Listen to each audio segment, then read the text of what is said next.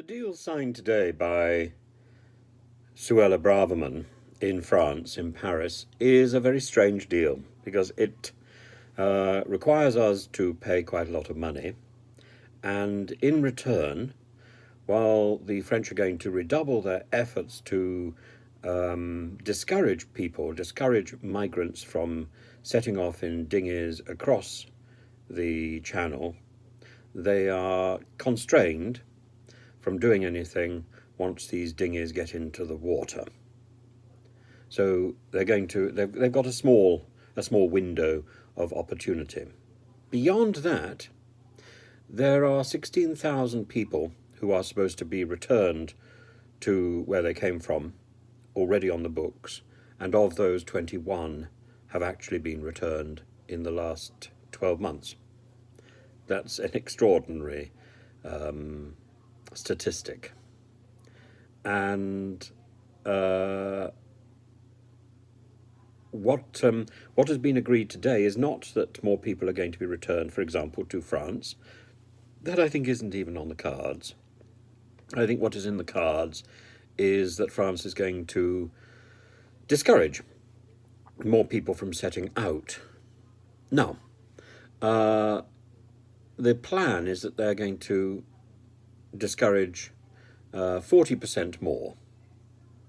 The problem is, in terms of a signal to the electorate, this simply isn't going to compute at all, because we're not going to see any sort of increase in the removal of unwanted migrants.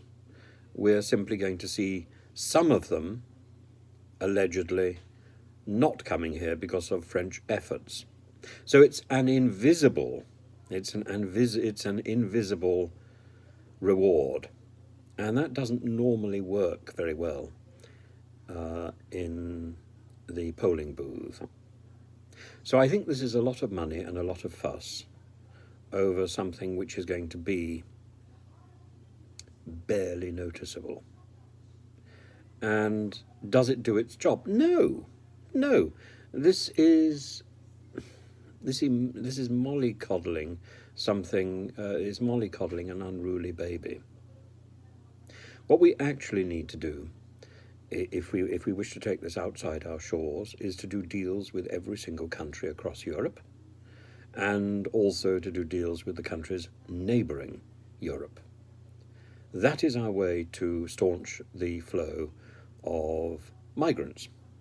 Then we need to set up centres across Europe and outside Europe so that people who wish to come to our country and to claim asylum or simply to apply to work here can do so from neighbouring safe countries without crossing the channel.